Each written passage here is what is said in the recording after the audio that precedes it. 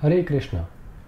In this short video, we'll very briefly go over the use of the Bhaktivedanta Vedabase, in particular how to use it to look up Sanskrit words and terms.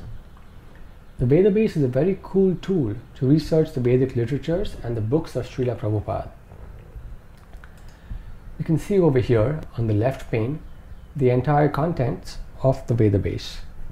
You see here we have all Prabhupada's books, the Bhagavad Gita, Srimad Bhagavatam, Chaitanya Charitamrita, a whole lot of other books under the heading Other Books by Srila Prabhupada. We have his diaries, lecture, transcriptions, conversations, correspondence, books from previous acharyas, cookbooks. This is the complete treasure house of transcendental knowledge. Suppose we were studying the Sri Ishopanishad and we wanted to look up a particular verse in the Sri Ishopanishad. All we have to do is locate the Sri Ishopanishad, scroll down to where it is, here, and say we wanted to look at mantra 7.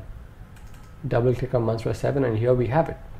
And this is the standard of all Srila Prabhupada's books, the Sanskrit in Devanagari, followed by the Sanskrit in the English transliteration, followed by the synonyms,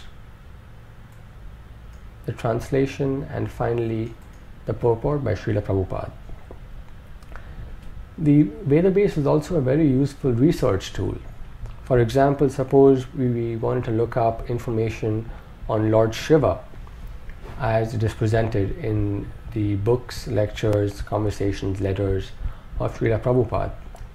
In that case, we use the search function. You see here on top the search menu, and we go down to advanced query. And here we can just type in Lord Shiva, and this tells you how many occurrences of the word Lord are there, how many occurrences of the word Shiva, and how many occurrences of the term Lord Shiva. I've put in Lord Shiva here in quotation marks so that it only returns results where the entire term Lord Shiva occurs and not just any word Lord or any term Shiva. And I say OK. And now you see here on the left, it shows me the number of occurrences of the term in each book. For example, the term Lord Shiva occurs 26 times in the Bhagavad Gita as it is.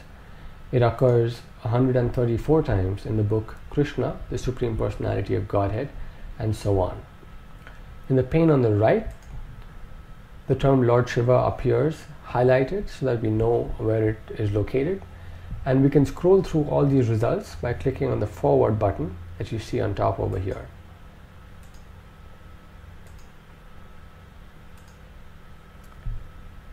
This pane on top here, this frame here, tells you the book, the chapter, and the verse where this term appears. A summary of the results of this search query can be seen in this tab called Hit List, and this just gives you a short excerpt with the words before and after the term that you searched for, in this case Lord Shiva, along with the book that it appears in and the chapter and verse where it appears. So you see here all these other Bhagavad Gita occurrences. Scroll further down and you find the Srimad Bhagavatam appearances. You can double click on any of them to go to the document that is referred to over there. Now suppose we wanted to use the Vedabase as a Sanskrit dictionary. For example, suppose we were studying the Sri Ishopanishad, like we were looking at, let's say mantra 7. And we were reading this and we came across Prabhupada's purport where he uses the terms Madhyamadhikari and Uttamadhikari. And we are curious to find out what this word Adhikari means.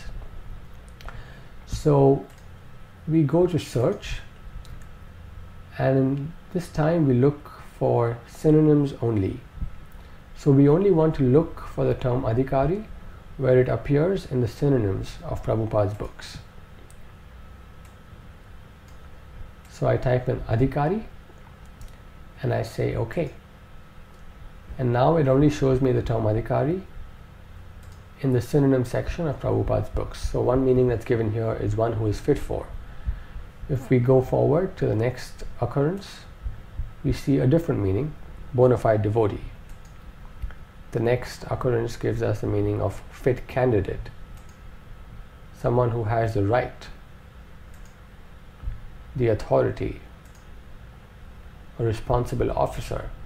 So all these are different shades of the meaning of that word, and doing this exercise gives the student a more well-rounded idea of what the word means and how it can be used in different contexts.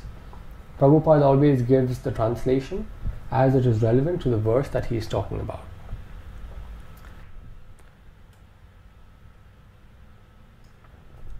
That's it for this video. In our subsequent videos, we'll talk about looking up Sanskrit words in online Sanskrit dictionaries. For now, we hope you use the Bhaktivedanta Vedabase to its full potential to enlighten yourself with this transcendental knowledge.